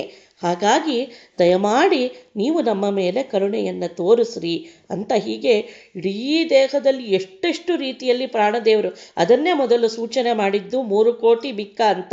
ನಾಡಿಗಳಲ್ಲಾಯಿತು, ಶ್ವಾಸದಲ್ಲಿ ಆಯಿತು, ಕಂಠದಲ್ಲಾಯಿತು, ಹೃದಯ ಕಮಲದಲ್ಲೇ ಸಾಕ್ಷಾತ್ತಾಯಿತು, ಪಂಚ ಪ್ರಾಣರೂಪರಾಗಾಯಿತು, ಇಂದ್ರಿಯಗಳಲ್ಲಾಯಿತು. ಹೀಗೆ ಅನಂತ ರೂಪಗಳಿಂದ ಪ್ರಾಣದೇವರು ನಮ್ಮ ದೇಹದಲ್ಲಿ ಆವಾಸವಾಗಿದ್ದು ಪ್ರತಿಯೊಂದು ಚಟುವಟಿಕೆಯನ್ನು ಮಾಡ್ತಾ ಇದ್ದಾರೆ. ಕೊನೆಗೆ ನಮ್ಮನ್ನು ಭಗವಂತನಲ್ಲಿ ಪ್ರಾರ್ಥನೆ ಮಾಡಿ ನಮ್ಮನ್ನು ಉದ್ಧಾರ ಮಾಡುವವರು ಅವರೇನೆ ಅನ್ನೋ ಒಂದು ಜ್ಞಾನದ ದಾರ್ಷ್ಟ್ಯವನ್ನು ನಮಗಿಲ್ಲಿ ದಾಸರು ಕೊಡ್ತಾ ಇದ್ದಾರೆ, ದೃಢ ಮಾಡ್ತಾ ಇದ್ದಾರೆ. ಮುಂದೆ ಜಾಗೃತ ಸ್ವಪ್ನ ಸುಷುಪ್ತಿಯಲ್ಲಿ ನೀನೇ ಜಾಗರೂಕನಾಗಿ ಜೀವರ ಪಾಲಿಸಿ ಭಾಗತ್ರಯದಲ್ಲಿ ವಿಭಾಗ ಮಾಡುವಿ. ನಾಗಭೂಷಣಾದಿ ಸುರರಿಗೆ ಜೀವನ ಸಾಗರ ಮೊದಲಾದ ಸಕಲರಲ್ಲಿ ವ್ಯಾಪ್ತ ನಾಗರಾಜನ ಅಂಗುಟದಿ ಮೀಟಿದ ಶಕ್ತ ಯುಗಾಧಿಕೃತು ನಾಮ ಗುರು ವಿಜಯ ವಿಠ್ಠಲರೇಯನ ಯೋಗವಾ ಪಾಲಿಸಿ ಭವದೂರ ಮಾಡೋದು. ಇಲ್ಲಿಗೆ ಮುಗಿತಾ ವ್ಯಾಪ್ತಿ ಅಂದರೆ ಇಲ್ಲ.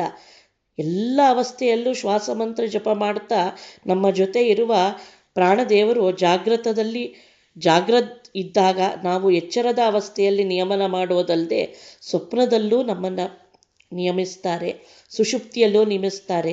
ಹೇಗೆ ಅಂದರೆ ಭಾಗತ್ರಯದಲ್ಲಿ ವಿಭಾಗ ಮಾಡಿ ಸ್ವಪ್ನದಲ್ಲಿ ನಮ್ಮನ್ನು ಅನೇಕ ಅಂಶಗಳಲ್ಲಿ ವಿಭಾಗಿಸಿ ನಮಗೆ ಎಲ್ಲೆಲ್ಲೋ ಲೋಕಗಳಿಗೆ ಇದು ನಿರಂಶನಾದ ಜೀವನನ್ನು ಭಗವದ್ ಅನುಗ್ರಹದಿಂದ ಅನೇಕ ಭಾಗಗಳಾಗಿ ವಿಭಾಗ ಮಾಡಿಸಿ 3 ಅಧಿಷ್ಠಾನದಲ್ಲೂ ಸ್ವಪ್ನದಲ್ಲಿ ಅನೇಕ ಕಡೆ ಕರ್ಕೊಂಡು ಹೋಗಿ ಅಲ್ಲಿ ದರ್ಶನ ಮಾಡಿಸಿ ಅದರ ಅನುಭೂತಿಯನ್ನು ಕೊಟ್ಟು ಮತ್ತೆಲ್ಲ ಅಂಶಗಳನ್ನು ಒಂದೇ ಕಡೆ ಮಾಡಿ ಸುಷುಪ್ತಿಯಲ್ಲಿ ಎಲ್ಲವನ್ನು ಕೂಡಿಸಿ ಅಲ್ಲೂ ಕೂಡ ಆನಂದವನ್ನು ಕೊಟ್ಟು ಕೊನೆಗೆ ಜಾಗೃತ ಅವಸ್ಥೆಯಲ್ಲಿ ಮತ್ತೆ ಈ ಜೀವನನ ಮೇಲೆ ಕರ್ಕೊಂಡೋಗಿ ವಿಶ್ವನಾಮಕನ ಅನುಗ್ರಹದಿಂದ ಬಲಗಣ್ಣಿನಲ್ಲಿ ಜಾಗೃತಿಯನ್ನು ಉಂಟು ಮಾಡೋ ಹೀಗೆ ಎಲ್ಲ ಅವಸ್ಥೆಗಳಲ್ಲೂ ಈ ಜೀವನನ್ನು ವಿಭಾಗಿಸಿ ಅವನಿಗೆ ಆ ಅವಸ್ಥೆಗಳ ಭೋಗವನ್ನು ನೀವು ಕೊಡ್ತೀರಿ. ನಮಗಷ್ಟೇನಾ ಅಂದರೆ ಅಲ್ಲ, ನಾಗಭೂಷಣಾದಿ ರುದ್ರದೇವರ ತನಕದ ಎಲ್ಲ ಸುರರಿಗೂ ಜೀವನಪ್ರದರು ನೀವು.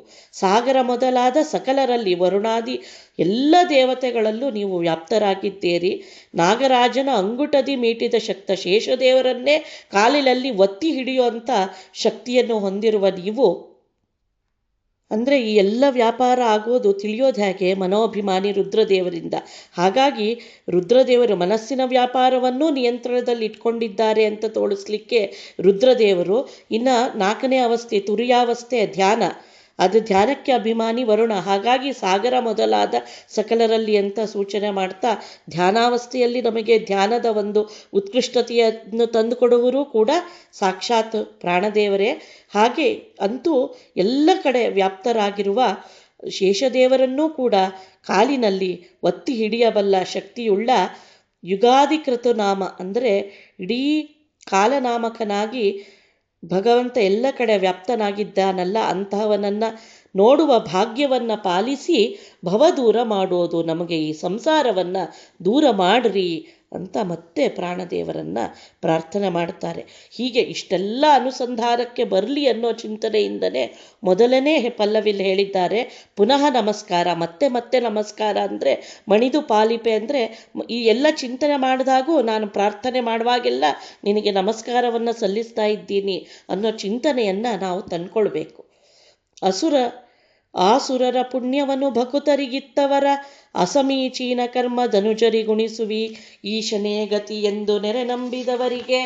ಸುಸಮೀಚೀನವಾದ ಮೋದಗಳಿವಿ ನಿತ್ಯ ವಸುಧಿಯ ಭಾರವನ್ನು ಧರಿಸಿ ತ್ರಿಕೋಟಿಯ ಸುಶರೀರಗಳಿಂದ ಬಹಿರಾವರಣದಲ್ಲಿ ವಾಸವಾಗಿ ಸಕಲ ಭೂತ ಹೃತ್ಕಮಲದಲ್ಲಿ ನಿಂದು ಬಿಸಜಾಂಡವನು ಪೊರೆವ ಕರುಣಿ ನೀನು. ಅಸಮನೆ ನೆಪ ಗುರು ವಿಜಯ ವಿಠ್ಠಲರೇಯ ವಶವಾಗುವನೋ ನಿನ್ನ ಕರುಣದಿ ಆವಕಾಲ. ಆಯಿತು, ಇಷ್ಟೇನ ಪ್ರಾಣದೇವರ ಮಹಿಮೆ ಅಂದರೆ? ಇದೆಲ್ಲ ನಮ್ಮ ದೇಹದಲ್ಲಿ ನಿಂತು ನಡೆಸೋ ಚಿಕ್ಕ ವ್ಯಾಪಾರ. ಹೀಗೆ ಎಲ್ಲ ಜೀವಿಗಳಲ್ಲಿ ಈ ವ್ಯಾಪಾರವನ್ನು ನಡೆಸದಲ್ಲದೆ ಬ್ರಹ್ಮಾಂಡದ ಎಲ್ಲ ವ್ಯಾಪಾರವನ್ನು ಮಾಡಿ ಬ್ರಹ್ಮಾಂಡದ ಹೊರಗೂ ಅವರ ವ್ಯಾಪಾರದ ವ್ಯಾಪ್ತಿ ಇದೆ ಅನ್ನೋದನ್ನು ದಾಸರು ಇಲ್ಲಿ ಸೂಚಿಸ್ತಾ ಇದ್ದಾರೆ. ಇನ್ನೊಂದು ಅವರು ವಿಶೇಷ ಸಾಮರ್ಥ್ಯ ದೇವರ ಅನುಗ್ರಹದಿಂದ ಅಂದರೆ, ಏನು ಅಯೋಗ್ಯ ತಮೋಯೋಗ್ಯ ಜೀವಿಗಳು ಮಾಡಿದ ಪುಣ್ಯ ಇರುತ್ತೆ ಅದನ್ನು ಸಜ್ಜನರಿಗೆ ಕೊಡ್ತಾರೆ. ಏನು ಸಜ್ಜನರಲ್ಲಿ ಉಂಟಾದ ದೋಷಗಳಿರುತ್ತೆ ಅದರ ಫಲವನ್ನು ಅಸುರರಿಗೆ ಕೊಡ್ತಾರೆ. ಹೀಗೆ ಯಾಕೆ ಅಂದರೆ ಪುಣ್ಯ ಪಾಪಗಳು ಅನ್ನೋದೇನಿದ್ದರೂ ವ್ಯಾಪಾರಗತವಾದ್ದು. ಹೊರಗಿನ ಪುಣ್ಯ ಪಾಪದ ಹೊರಗಿನ ಕಾರ್ಯಗಳಿಂದ ಅದನ್ನು ನಿರ್ಧರಿಸಕ್ಕೆ ಬರೋಲ್ಲ. ಹಾಗಾಗಿ ಅದು ತುಂಬ ಸೂಕ್ಷ್ಮ ವಿಚಾರ. ಒಳಗಿನ ಇಂಟೆನ್ಷನ್ ಅಂತೀವಲ್ಲ ನಾವು, ಮನಸ್ಸಿನ ಒಳಗೆ ಯಾವ ಭಾವನೆ ಇರುತ್ತೆ ಅದು ನಮಗೆ ಪುಣ್ಯ ಪಾಪಗಳನ್ನು ತಂದು ಕೊಡೋದು. ಅಸಜ್ಜನರಿಗೆ ಎಂತಹ ಪುಣ್ಯ ಕೊಡುವ ಕರ್ಮ ಅವರು ಮಾಡಿದ್ರೂ ಕೂಡ ಒಳಗಿನ ಭಾವ ಭಗವತ್ಪರವಾಗಿರಲ್ಲ. ಹಾಗಾಗಿ ಆ ಪುಣ್ಯ ಅವರಿಗೆ ಸಲ್ಲಬಾರ್ದು ಅನ್ನೋದು ದೇವರ ಸಂಕಲ್ಪ. ಹಾಗಾಗಿ ದೇವರ ಆಜ್ಞಾದಿಂದ ಈ ಪುಣ್ಯಫಲ ವಿಭಾಗವನ್ನು ಪುಣ್ಯ ಪಾಪಗಳ ಫಲ ವಿಭಾಗವನ್ನು ಕೂಡ ಪ್ರಾಣದೇವರೇ ಮಾಡ್ತಾರೆ. ಇದನ್ನೇ ಈಶಾವಾಸ್ಯ ಹೇಳೋದು.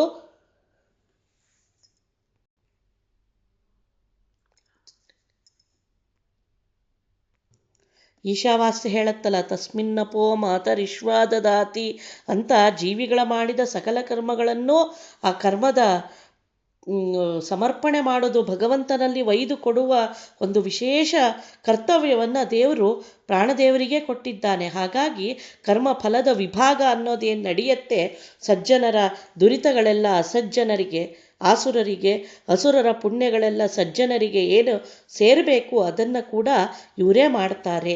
ಇಂತಹ ವಿಶೇಷ ಒಂದು ಸಾಮರ್ಥ್ಯ ಪ್ರಾಣದೇವರಿಗಿದೆ. ಇನ್ನು ಈಶನೇ ಗತಿ ಎಂದು ನೆರೆ ನಂಬಿದವರಿಗೆ ದೇವರೇ ಗತಿ. ಇದೇ ಸಜ್ಜನರ ಲಕ್ಷಣ, ಶರಣಾಗತಿ. ನಮಗಿಂತ ಹಿರಿಯನಾದ ಭಗವಂತನೇ ನಮಗೆ ಗತಿ ಅನ್ನುವ ಶರಣಾಗತಿ ಯಾರಿರುತ್ತೆ ಅವರೇ ಸಜ್ಜನರು. ಅಂತಹವರ ಕರ್ಮಗಳು ಫಲಿಸುತ್ತೆ. ಇದನ್ನೇ ಸೂಕ್ಷ್ಮವಾಗಿ ಹೇಳಿದ್ದು. ಅಸುರರು ಒಳ್ಳೆ ಕಾರ್ಯಗಳು, ಏನೋ ಹೋಮಗಳು, ಯಜ್ಞ ಯಾಗಾದಿಗಳು, ದುರ್ಯೋಧನ ಎಷ್ಟೊಂದು ವೈಷ್ಣವ ಯಾಗಗಳನ್ನು ಮಾಡಿದ, ಪುಂಡರೀಕಾದಿ, ಆದರೂ ಕೂಡ ಯಾಕೆ ಅವನಿಗೆ ಫಲ ತಲುಪಲ್ಲ, ಭೀಮಸೇನ ದೇವರು ಯಾಕೆ ಅದನ್ನು ಕೊಡಲಿಕ್ಕೆ ಒಪ್ಪೋದಿಲ್ಲ ಅಂದರೆ, ಅವನಲ್ಲಿ ಪರಮಾತ್ಮನ ಸರ್ವೋತ್ಕೃಷ್ಟತೆಯ ಬಗ್ಗೆ, ಸರ್ವೋತ್ತಮತ್ವದ ಬಗ್ಗೆ ಅವನಿಗೆ ನಂಬಿಕೆ ಇಲ್ಲ, ಅದನ್ನು ಒಪ್ಪೋದಿಲ್ಲ. ಸಜ್ಜನರು ಬಾಗಿದಂತೆ ದುರ್ಜನರು ಭಗವಂತನಲ್ಲಿ ತಮ್ಮ ದಾಸ್ಯವನ್ನು ಒಪ್ಪಿಕೊಳ್ಳೋದಿಲ್ಲ. ಹಾಗಾಗಿ ಈ ಸುಸಮೀಚೀನವಾದ ಮೋದಗಳಿವೆ, ಅವರಿಗೆ ಮಾತ್ರ ಯೋಗ್ಯವಾದ ಆನಂದವನ್ನು ನೀವು ಕೊಡ್ತೀರಾ. ನಿತ್ಯ ವಸುಧೆಯ ಭಾರವನ್ನು, ಇಷ್ಟಲ್ಲದೆ ವಾಯುಕೂರ್ಮರಾಗಿ ಇಡೀ ಬ್ರಹ್ಮಾಂಡವನ್ನು ತ್ರಿಕೋಟಿ 3 ಕೋಟಿಗಳಿಗಿಂತ ಹೆಚ್ಚು ಹಿಂದೆ ಹೇಳಿದಂತೆ ಅಸಂಖ್ಯಾತ ರೂಪಗಳಿಂದ ಭಗವಂತನ ಆಜ್ಞೆಯಿಂದ ಭಗವಂತನ ಅನುಗ್ರಹದಿಂದ ಹೊತ್ತಿ ನಿಂತಿದ್ದೇರೆ. ಶೇಷದೇವರು ಕೂರ್ಮ ರೂಪದಿಂದ ಹೊತ್ತಿದ್ದಾರೆ. ಅಂತಹ ಶೇಷನನ್ನೇ ನೀವು 1000 ಹೆಡೆಗಳಿಂದ ಅವರು ಬ್ರಹ್ಮಾಂಡವನ್ನು ಹೊತ್ತರೆ ಅವರನ್ನೇ ನೀವು ಹೊತ್ತು ನಿಂತು ದೇವರ ವಿಶೇಷ ಸೇವೆಯನ್ನು ಮಾಡ್ತಿದ್ದೀರಾ. ಹೀಗೆ ಪಿಂಡಾಂಡದ ಒಳಗೆ ಬ್ರಹ್ಮಾಂಡದ ಒಳಗೆ ಬ್ರಹ್ಮಾಂಡವನ್ನು ಹೊತ್ತಿ ನಿಂತಿರೋದು ಅಲ್ಲದೆ ಇಡೀ ಬಹಿರಾವರಣದಲ್ಲಿ ಬ್ರಹ್ಮಾಂಡದ ಹೊರ ಆವರಣದಲ್ಲೂ ಕೂಡ ನೀವಿದ್ದು ಎಲ್ಲ ಇಡೀ ಬ್ರಹ್ಮಾಂಡವನ್ನು ಒಳ ಹೊರಗಿನ ಪದರಗಳನ್ನು ರಕ್ಷಣೆ ಮಾಡೋ ವಿಶೇಷ ಕಾರ್ಯವನ್ನು ದೇವರ ಆಜ್ಞಾದಿಂದ ಮಾಡ್ತಿದ್ದೀರಾ. ಅಂತಹ ನೀವೇ ಸಕಲ ಭೂತರ ಹೃತ್ಕಮಲದಲ್ಲಿ ನಿಂದು ಪ್ರತಿಯೊಂದು ಜೀವಿಯ ಹೃದಯದಲ್ಲೂ ಕೂಡ ಇದ್ದು ಬಿಸಜಾಂಡವನ್ನು ಪೊರೆವ ಕರುಣಿ, ಈ ಪಿಂಡಾಂಡವನ್ನೂ ಕೂಡ ರಕ್ಷಿಸ್ತಾ ಬ್ರಹ್ಮಾಂಡವನ್ನೂ ಕೂಡ ರಕ್ಷಿಸುವ ಮಹಾಕರುಣಿ ನೀವು. ಅಸಮ ನೆನಿಪ ಗುರು ವಿಜಯ ವಿಠ್ಠಲರೇಯ. ದೇವರ ಅಸಮ ಯಾಕೆ ಅಂದರೆ ದೇಶಗಳಿಂದ ಕಾಲದಿಂದ ಗುಣದಿಂದ ಅವನು ಯಾರಿಗೂ ಸಮನಲ್ಲ, ಯಾರೂ ಅವನನ್ನು ಸಮನೂ ಆಗಲಾರರು, ಇನ್ನು ಮೀರಿಸೋದಂತೂ ದುಸ್ಸಾಧ್ಯವಾದ ಮಾತು. ಹಾಗಾಗಿ ಅಸಮ ಅಂತ ಏನು ಕರೆಸ್ಕೊಳ್ತಾನೆ ಭಗವಂತ, ಅವನು ವಶನಾಗುವನು ನಿನ್ನ ಕರುಣದಿ ಆವ ಕಾಲ. ಅಂತಹ ದೇವರೇ ನಿಮ್ಮ ಕಾರುಣ್ಯ ಇದ್ದರೆ ನಮಗೆ ವಶರಾಗ್ತಾನೆ, ಅಂದರೆ ನಮ್ಮ ಮೇಲೆ ತನ್ನ ಅನುಗ್ರಹವನ್ನು ಬೀರ್ತಾನೆ ಅಂತ. ಹೀಗೆ ಪ್ರಾಣದೇವರ ಕಾರ್ಯವ್ಯಾಪ್ತಿಯನ್ನು ಎಲ್ಲ ಕಡೆ ಚಿಂತನೆ ಮಾಡಬೇಕು. ಮುಖ್ಯವಾಗಿ ನಮ್ಮ ದೇಹದಲ್ಲಿ, ಅದು ಹೃತ್ಕಮಲದಲ್ಲಿ ಅಲ್ಲದೆ ಎಲ್ಲ ಕಡೆ ಅಂಗುಷ್ಟದಿಂದ ಹಿಡಿದು ತಲೆಯ ನೆತ್ತಿಯ ತನಕ ಅವರ ವ್ಯಾಪ್ತಿ ಎಷ್ಟಿದೆ ಅನ್ನೋದನ್ನು ನಿರಂತರ ಚಿಂತನೆ ಯಥಾಯೋಗ್ಯವಾಗಿ ಮಾಡಬೇಕು ಅನ್ನೋದನ್ನು ದಾಸರು ಇಲ್ಲಿ ನಮಗೆ ಅತ್ಯಂತ ಸೂಚ್ಯವಾಗಿ ತಿಳಿಸಿಕೊಡ್ತಾ ಇದ್ದಾರೆ. ಇಷ್ಟು ಮಾಡೋದಲ್ಲದೆ ಇದೆಲ್ಲ ಸಾಮರ್ಥ್ಯ, ಇದೆಲ್ಲ ಇಂತಹ ಒಂದು ದೊಡ್ಡ ಯೋಗ್ಯತೆ ಪ್ರಾಣದೇವರಿಗೆ ಬಂದಿರೋದು ಭಗವಂತನ ಕರುಣೆಯಿಂದ. ಯಾಕೆಂದರೆ ಅಂತಹ ಸಮೀಚೀನವಾದ ಜ್ಞಾನ ಭಕ್ತಿ ಅವರಿಗೆ ದೇವರಲ್ಲಿದೆ. ಈ ಚಿಂತನೆಯು ಕೂಡ ನಮಗೆ ಅವರ ಕರುಣೆಯನ್ನು ತಂದುಕೊಡುತ್ತೆ ಅನ್ನೋದನ್ನು ಚಿಂತನೆ ಮಾಡ್ತಾ, ಅಂದರೆ ಭಗವಂತನ ಸ್ವಾತಂತ್ರ್ಯದ, ಭಗವಂತನ ಸರ್ವೋತ್ಕೃಷ್ಟತೆಯ ಪರಿಪೂರ್ಣ ಜ್ಞಾನ ಅವರಿಗಿದೆ. ಹಾಗಾಗಿ ನಿಸ್ವಾರ್ಥವಾಗಿ ಇಷ್ಟೆಲ್ಲ ವ್ಯಾಪ್ತಿಯನ್ನು ಹೊಂದಿ ಅವರು ಇಷ್ಟು ದೊಡ್ಡ ಕಾರ್ಯವನ್ನು ಮಾಡಲಿಕ್ಕೆ ಸಾಧ್ಯ. ಅದು ಕಮ್ಮಿ ಆಗ್ತಾ ಬಂದಾಗೂ ಜೀವನ ಯೋಗ್ಯತೆ ಕಮ್ಮಿ ಅಂತ ಸ್ಪಷ್ಟವಾಗಿ ನಾವು ತಿಳ್ಕೊಬೋದು. ನಮ್ಮ ಜ್ಞಾನಕ್ಕೂ ಪ್ರಾಣದೇವರ ಜ್ಞಾನಕ್ಕೂ ಎಷ್ಟು ವ್ಯತ್ಯಾಸ ಇದೆ ಅನ್ನೋದನ್ನು ತಿಳಿಯೋದೇ ತಾರತಮ್ಯ ಜ್ಞಾನ ಅಷ್ಟೇ. ಇದನ್ನೇ ಆಚಾರ್ಯರು ತೋರಿಸಿದ್ದು ಹೊರತು ಇದರಲ್ಲಿ ಯಾವುದೇ ಅಪವಾದಗಳಾಗಲಿ ಮಿಥ್ಯಾವಾದಗಳಾಗಲಿ ಇಲ್ಲ. ನಾವೆಷ್ಟು ಅಲ್ಪರು, ನಮ್ಮ ಅನುಸಂಧಾನದ ಯೋಗ್ಯತೆ, ನಮಗೆ ಭಗವಂತನ ಸರ್ವೋತ್ತಮತ್ವದ ಜ್ಞಾನ ಎಷ್ಟೆಷ್ಟು ಕಮ್ಮಿ ಇದೆ ಅನ್ನೋದ್ರ ಜ್ಞಾನ ನಮಗೆ ಎಷ್ಟು ಸ್ಪಷ್ಟ ಆಗುತ್ತೋ, ನಮಗಿಂತ ಉತ್ಕೃಷ್ಟರು ಎಷ್ಟೆಷ್ಟು ರೀತಿಯಲ್ಲಿ ಉಪಾಸನೆ ಮಾಡ್ತಾರೆ ಅನ್ನುವ ಜ್ಞಾನ ಸ್ಪಷ್ಟ ಆಗುತ್ತೋ ಅಷ್ಟಷ್ಟು ನಾವು ಸಮೀಚೀನ ಜ್ಞಾನಕ್ಕೆ, ಯಥಾರ್ಥ ಜ್ಞಾನಕ್ಕೆ ಹತ್ತಿರರಾಗ್ತಾ ಇದ್ದೀವಿ ಅಂತ. ಅಂತಹ ಜೀವರಲ್ಲೇ ಉತ್ತಮರು ಪ್ರಾಣದೇವರು, ಜೀವೋತ್ತಮರು. ಅವರಲ್ಲದೆ ಇನ್ಯಾರು ನಮಗೆ ದೇವರನ್ನು ತಿಳಿಸಿಕೊಡಕ್ಕೆ ಸಾಧ್ಯ? ಅಂತಹ ಭಗವಂತನ ಕರುಣೆಯಿಂದ ಇಂತಹ ಉತ್ಕೃಷ್ಟ ಕಾರ್ಯಗಳನ್ನು ಅವರು ಮಾಡ್ತಾ ಇದ್ದಾರೆ ತಮ್ಮ ಪತ್ನಿ ಭಾರತಿಯೊಡಗೂಡಿ ಅಂತ ನಾವು ನಿರಂತರ ಚಿಂತನೆ ಮಾಡಬೇಕು ಅನ್ನೋದನ್ನು ದಾಸರು ಇಲ್ಲಿ ತೋರಿಸ್ಕೊಡ್ತಾ, ಹರಿಯ ವಿಹಾರಕ್ಕೆ ಆವಾಸ ನೆನೆಸುವಿ ಗುರು ವಿಜಯ ವಿಠಲನ್ನ ಸುಪ್ರೀತ ಘನದೂತ. ಅಂತೂ ಭಗವಂತ ನಿಂತು ಎಲ್ಲ ಕಡೆ ಮಾಡುವ ವ್ಯಾಪಾರಕ್ಕೆಲ್ಲವೂ ನೀವು ಪರಮ ಮುಖ್ಯ ದಿಯಾ ಅಂತ ಕರೀತಾರೆ. ವಾಯನ್ನ ಶುಚಿಷತ್, ಶುಚಿ ಸದನ, ಮುಖ್ಯಾಧಿಷ್ಠಾನ ಯಾರು ಭಗವಂತನಿಗೆ ಅಂದರೆ ಪ್ರಾಣದೇವರೇ. ಯಾಕೆ ಅಂದರೆ ಅವನಲ್ಲಿ ಯಾವ ದೋಷಗಳು ಇಲ್ಲ, ಸರ್ವಲಕ್ಷಣೋಪೇತ. 32 ಗುಣಗಳು ಅಂದ್ರೇನು, ಯಾವ ದೋಷಗಳು ಇಲ್ಲದಂತಹ ಅಧಿಷ್ಠಾನ.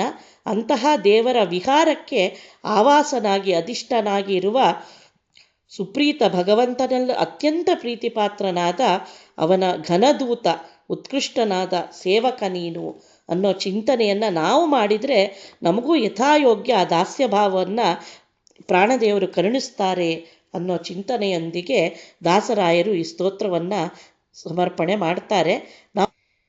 ಇದು ಬರೀ ಅವರ ಮೂಲ ರೂಪದ ಕ್ರಿಯೆ ಅಲ್ಲ, ಅವತಾರ ರೂಪಗಳಲ್ಲೂ ಕೂಡ ಇಂತಹ ತಮ್ಮ ಸ್ವಭಾವವನ್ನೇ ಅನುಭವ ಮಧ್ವರಾಗಿ ಇಲ್ಲಿ ಭೂಮಿಗೆ ಬಂದಾಗೂ ಕೂಡ ತಮ್ಮ ಎಲ್ಲ ಕಾರ್ಯಗಳಿಂದನೂ ಇದೇ ವ್ಯಾಪಾರವನ್ನೇ, ಈ ಅನುಸಂಧಾನವನ್ನೇ ತೋರಿಸಿಕೊಟ್ಟಿದ್ದಾರೆ. ಅದನ್ನೇ ನಾವು ಅವರ ಚರಿತ್ರೆಗಳಲ್ಲಿ, ಅವರ ಕಾರ್ಯಗಳಲ್ಲಿ ಎಲ್ಲ ಕಡೆ ಚಿಂತನೆ ಮಾಡಬೇಕು. ಹಾಗೆ ಅವತಾರಗಳಲ್ಲಿ ಆ ಚಿಂತನೆ ಬಂದಾಗ ದೇಹದಲ್ಲೂ ಕೂಡ ಅವರ ವ್ಯಾಪ್ತಿಯ ಜ್ಞಾನ ನಮಗೆ ನಿಧಾನವಾಗಿ ತಿಳಿತಾ ಹೋಗುತ್ತೆ. ಇಂತಹ ಚಿಂತನೆಯನ್ನು ದಾಸರಾಯರು ನಮಗೆ ತೋರಿಸಿಕೊಟ್ಟು ಪ್ರಾಣದೇವರ ಉಪಾಸನೆಯನ್ನು ಈ ಮೂಲಕ ನಮ್ಮಲ್ಲಿ ಮಾಡಿಸಿದ್ದಾರೆ. ಇದರಿಂದ ಹನುಮದವತಾರ ಭೂತರಾದ ಪ್ರಾಣದೇವರು, ಅವರಂತರ್ಯಾಮಿಯಾದ ಭಗವಂತ ಪ್ರೀತನಾಗಲಿ. ಭಾರತೀ ರಮಣ ಮುಖ್ಯ ಪ್ರಾಣಾಂತರ್ಗತ ಪರಮಾತ್ಮ ಪ್ರಿಯತಾಂ, ಬಿಂಬರೂಪಿ ಪರಮಾತ್ಮ ಪ್ರೀತನಾಗಲಿ ಅಂತ ಈ ಒಂದು ಅನುಸಂಧಾನವನ್ನು ಇಲ್ಲಿ ದೇವರಿಗೆ ಅರ್ಪಿಸೋಣ. ಶ್ರೀಕೃಷ್ಣಾರ್ಪಣಮಸ್ತು.